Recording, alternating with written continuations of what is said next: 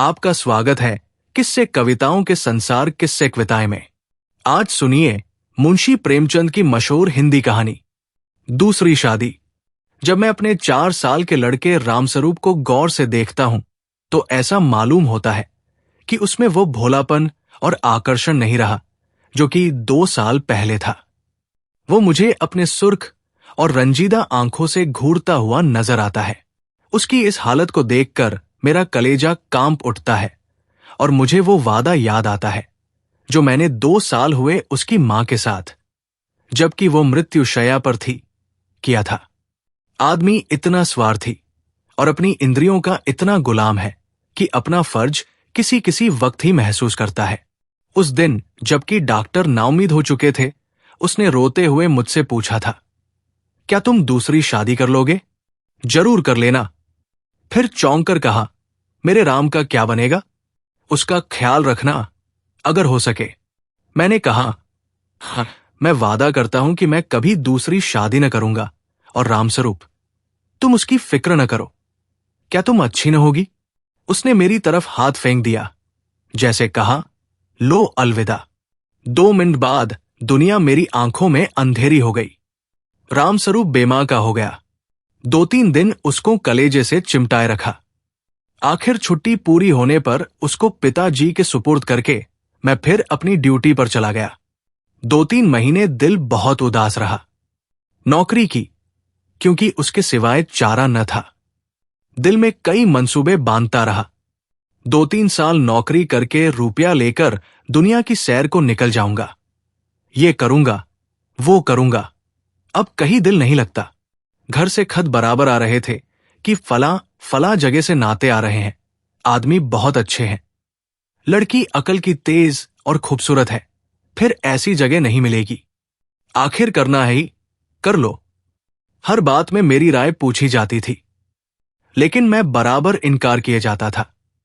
मैं हैरान था कि इंसान किस तरह दूसरी शादी पर आमादा हो सकता है, जबकि उसकी सुंदर और पतिप्राणा स्त्री को, जो कि उसके लिए स्वर्ग की एक भेंट थी, भगवान ने एक बार छीन लिया। वक्त बीतता गया। फिर यार दोस्तों के तकाजे शुरू हो गए। कहने लगे, जाने भी दो, औरत पैर की जूती है, जब एक फट गई दूसरी बदल ली। स्त्री का कितना भयानक अपमान है, ये कहकर मैं उनका मुंह बंद कर दिया करता था। जब हमारी सोसाइटी, जिसका इतना बड़ा नाम है, हिंदू विधवा को दोबारा शादी कर लेने की इजाजत नहीं देती, तो मुझको शोभा नहीं देता कि मैं दोबारा एक कुंवारी से शादी कर लूं।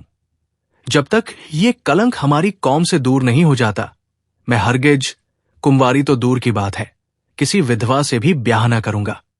ख्याल आया, चलो नौकरी छोड़कर इसी बात का प्रचार करें।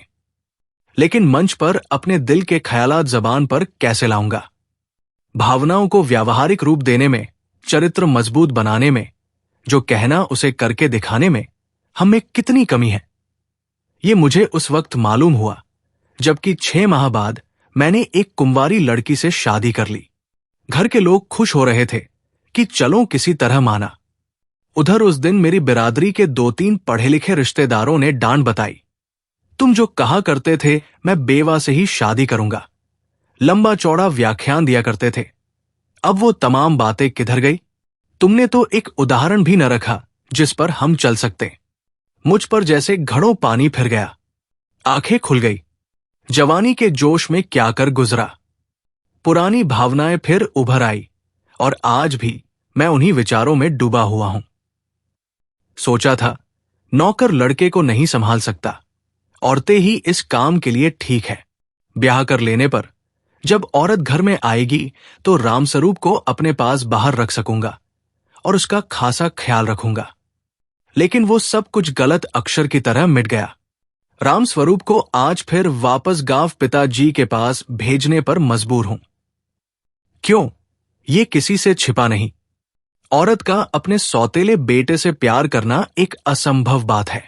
ब्याह के मौके पर सुना था लड़की बड़ी नेक है, स्वजनों का खास ख्याल रखेगी और अपने बेटे की तरह समझेगी, लेकिन सब झूठ। औरत चाहे कितनी नेक दिल हो, वो कभी अपने सौतेले बच्चे से प्यार नहीं कर सकती। और ये हार्दिक दुख वो वादा तोड़ने की सजा है जो कि मैंने एक नेक बीवी से उसके आखिरी वक्त में किया था। ऐसी और कहानियों के लिए आप किस्से कविताएं चैनल को, पेज को लाइक, फॉलो एवं सब्सक्राइब करें प्लीज। थैंक्स।